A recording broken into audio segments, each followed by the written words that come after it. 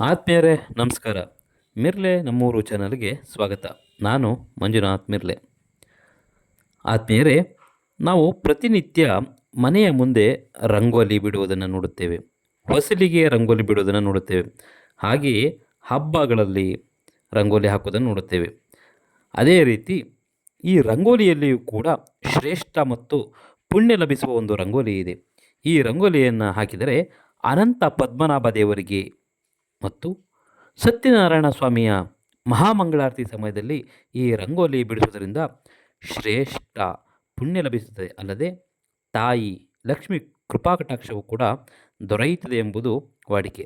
ಹಾಗಾದರೆ ಈ ಯಾವ ರಂಗೋಲಿಯನ್ನು ನಾವು ಬಿಡಿಸಬೇಕು, ಯಾವ ರೀತಿ ಬಿಡಿಸಬೇಕು, ಯಾವುದರಿಂದ ಬಿಡಿಸಬೇಕು ಅನ್ನೋದನ್ನು ಮುಂದೆ ಹೇಳ್ತೀನಿ ಕೇಳಿ. ರಂಗೋಲಿಯನ್ನು ಬಿಡಲು ನಮಗೆ ಮುಖ್ಯವಾಗಿ ಬೇಕಾಗಿರುವುದು ಜೇನುತುಪ್ಪ ಮತ್ತು ಗಸಗಸೆ, ಜೊತೆಗೆ ಮಂಗಳಾರತಿ ಮಾಡುವ ತಟ್ಟೆ ಅಥವಾ ಟ್ರೈ ಅಂತ ಹೇಳಬಹುದು.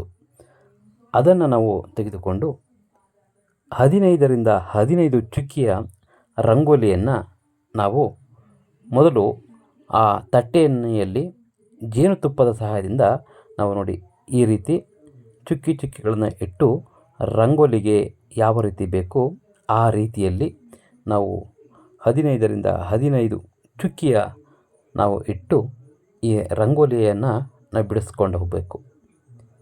ನಂತರ ನಾವು ಈ ಚುಕ್ಕಿ ಮುಗಿದ ನಂತರ ಒಂದು ಆಕಾರಕ್ಕೆ ಬರುತ್ತದೆ.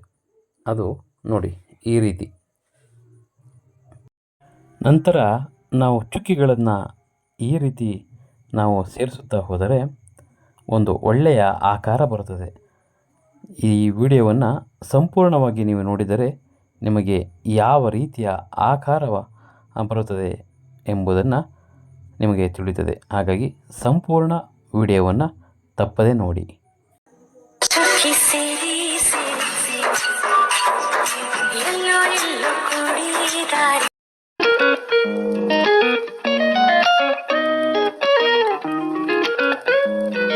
ಜೀವ ಜೀವ ಸೇರಿಸೋ ಒಲವೇ ರಂಗೋಲಿ.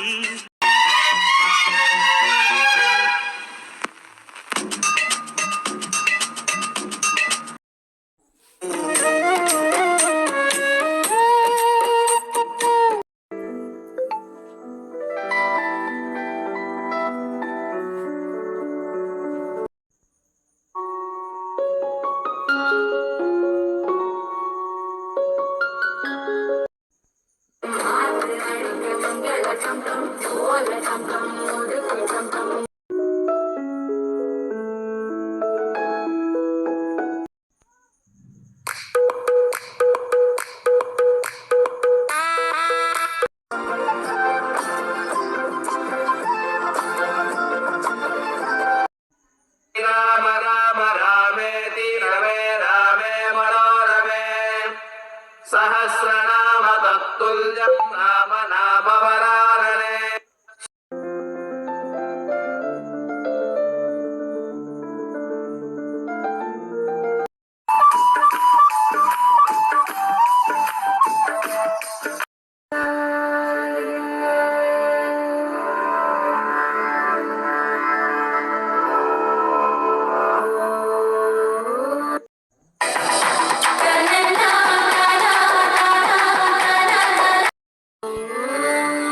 ನಮೋ ವೆಂಕಟೇಶ.